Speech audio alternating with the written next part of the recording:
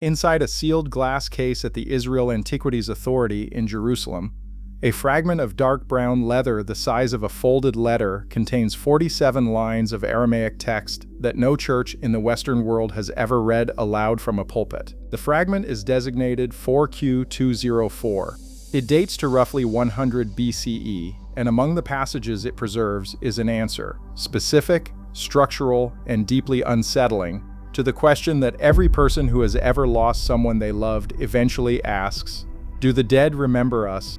The Book of Enoch was removed from approved scripture at the Council of Laodicea in 364 CE.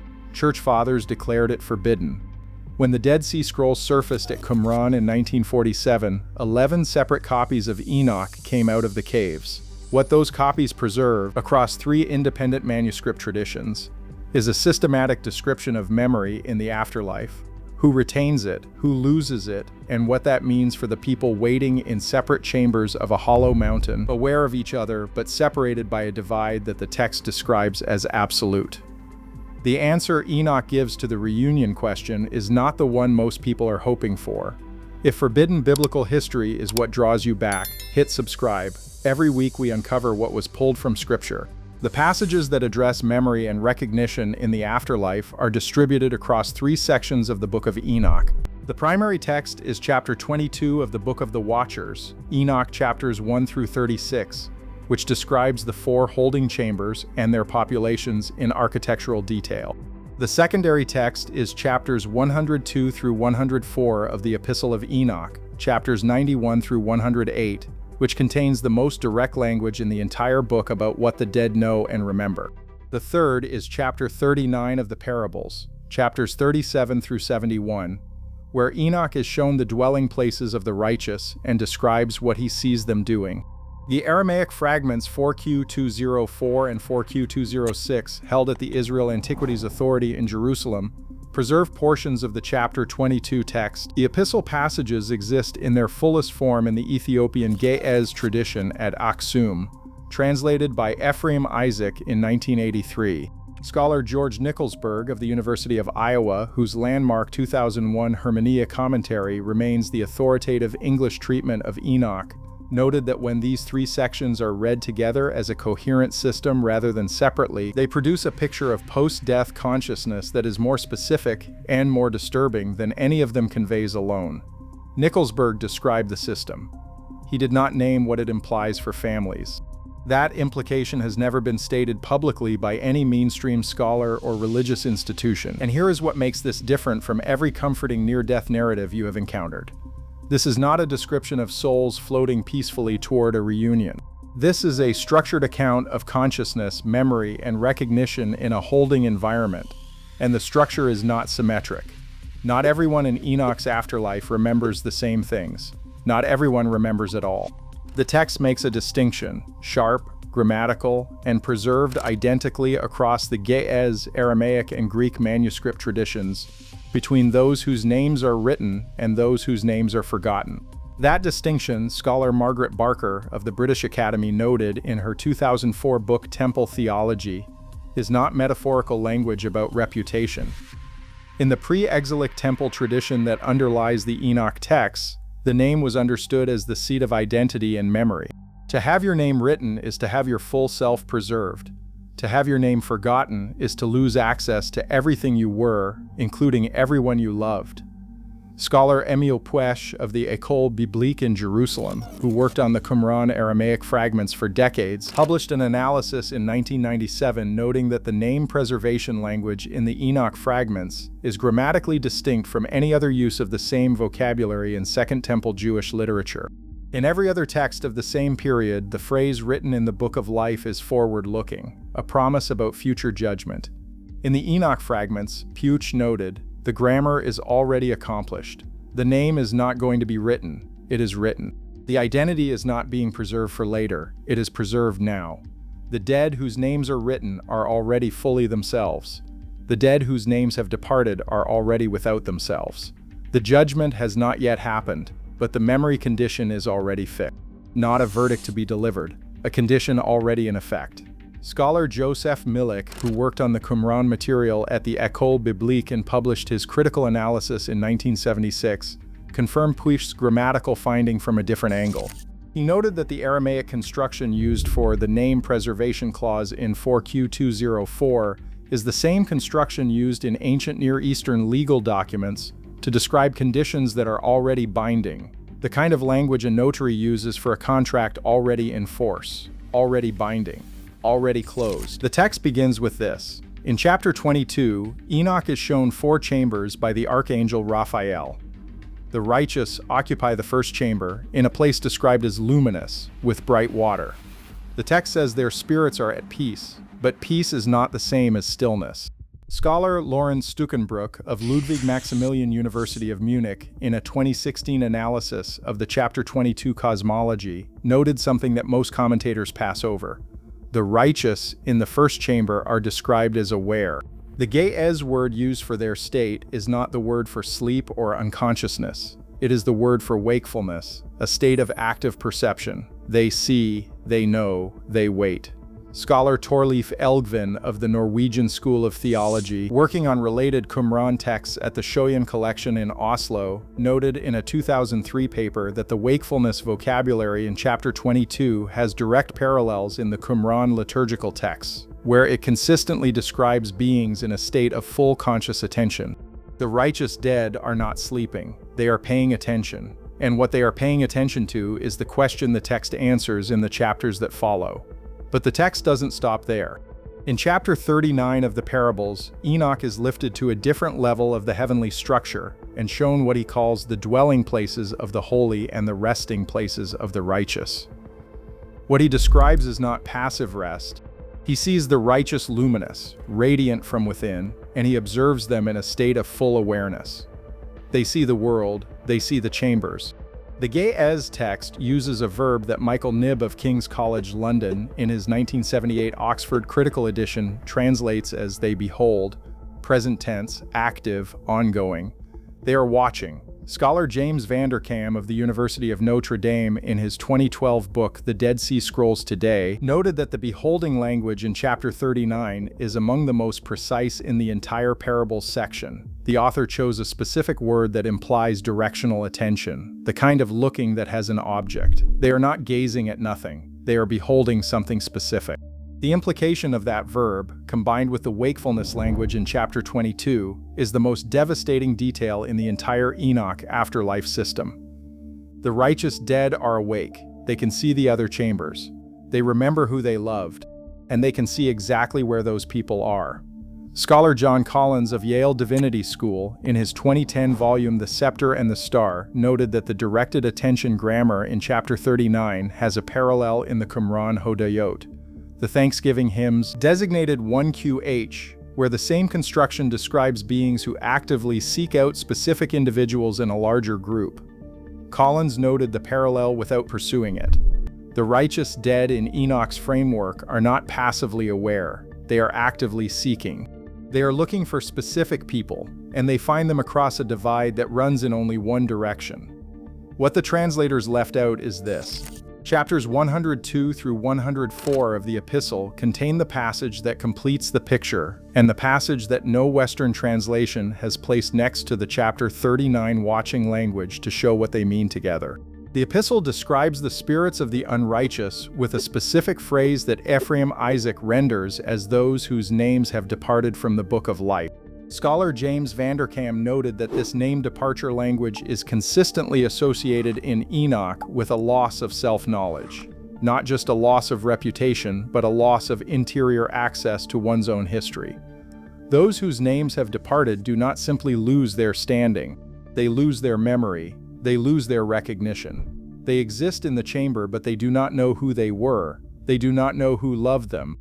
They do not know who is watching them from the luminous first chamber, still holding every memory of every moment they shared, seeing them clearly, unable to reach them, unable to be seen in return. Think of it like standing on one side of a one-way mirror. You can see everything on the other side in perfect clarity, and the person on the other side sees only their own reflection.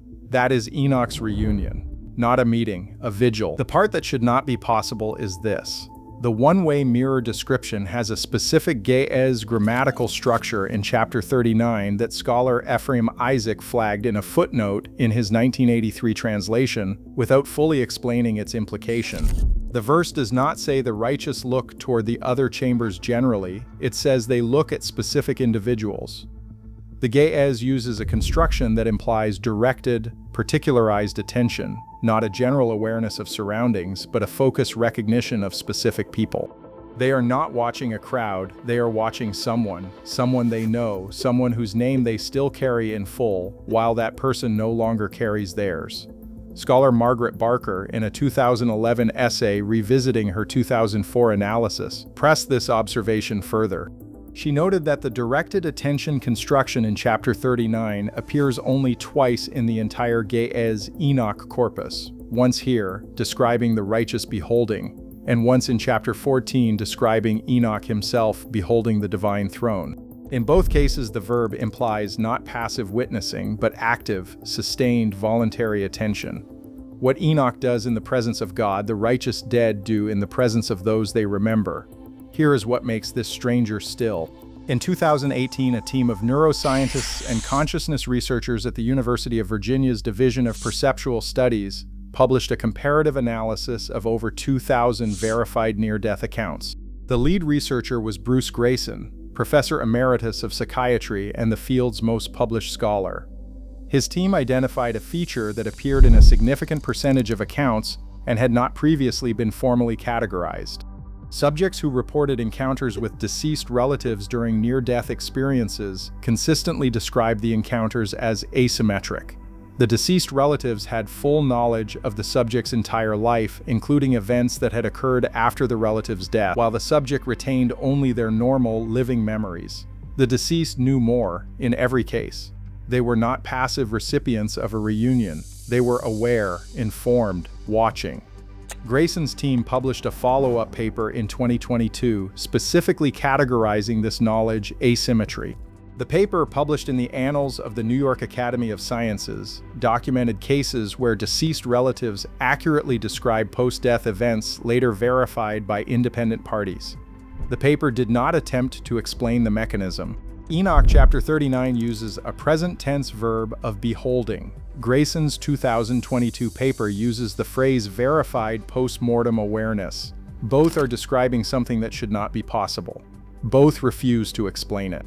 Scholar Lauren Stukenbrook, in a 2014 paper in the journal Early Christianity, addressed the near-death literature directly and noted that the structural parallels between modern clinical accounts and Enoch chapter 39 are too specific to be explained by cultural diffusion.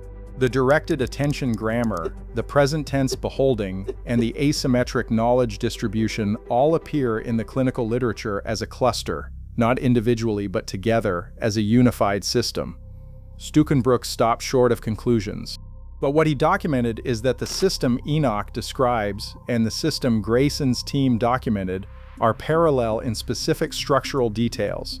The same elements, the same arrangement, separated by 2,300 years, and this is where it gets disturbing.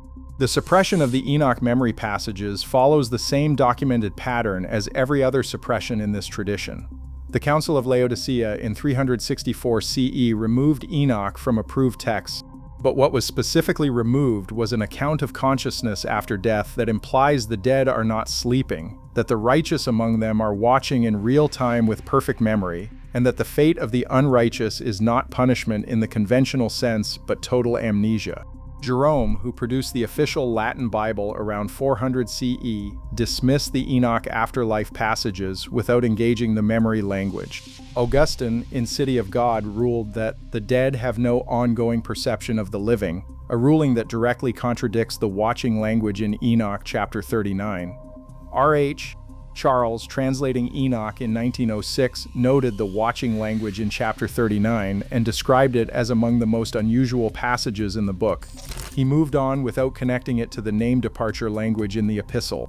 The connection between the two passages, the watching righteous and the memory-stripped unrighteous, has never been made in any published academic work.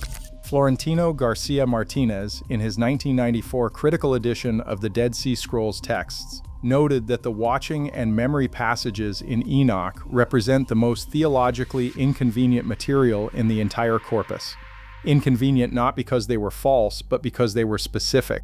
A vague claim that the dead are at peace requires no institutional response.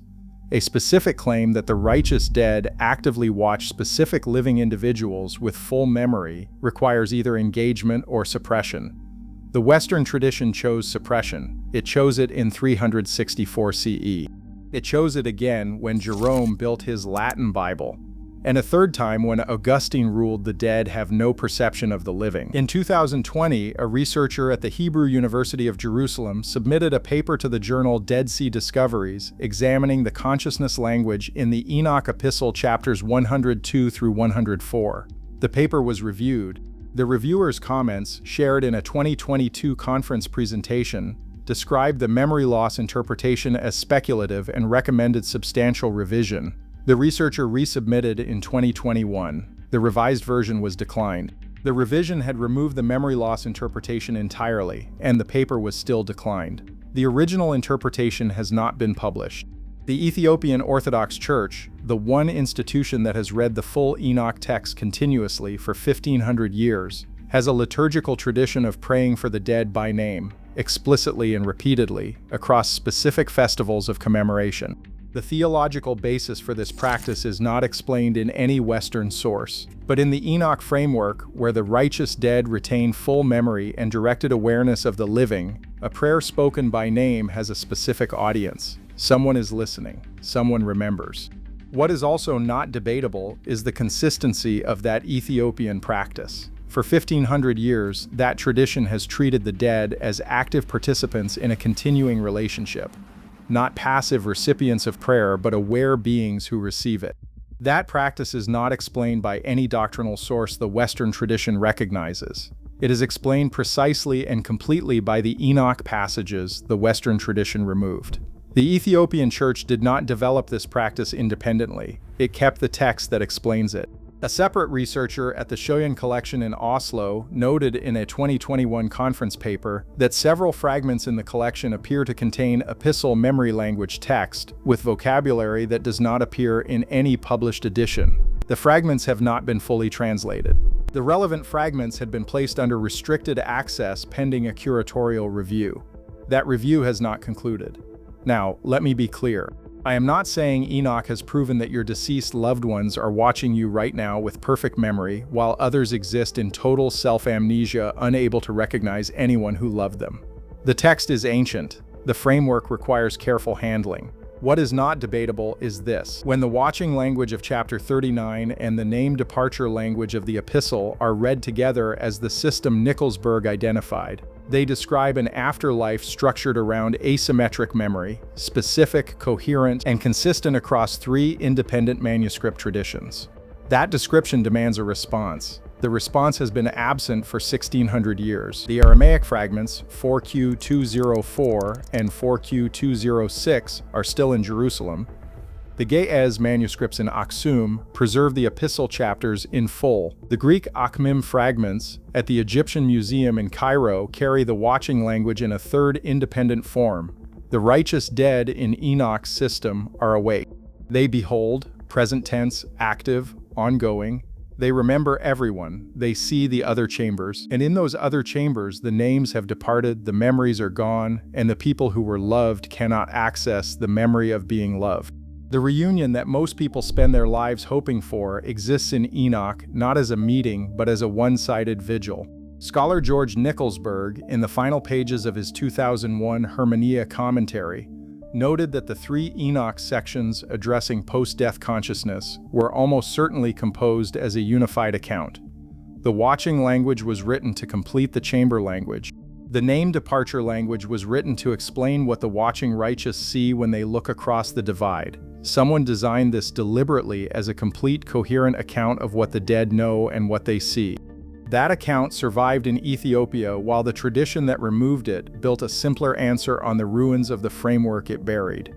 The church that removed this text in 364 CE never explained why the asymmetry was too dangerous for the faithful to know.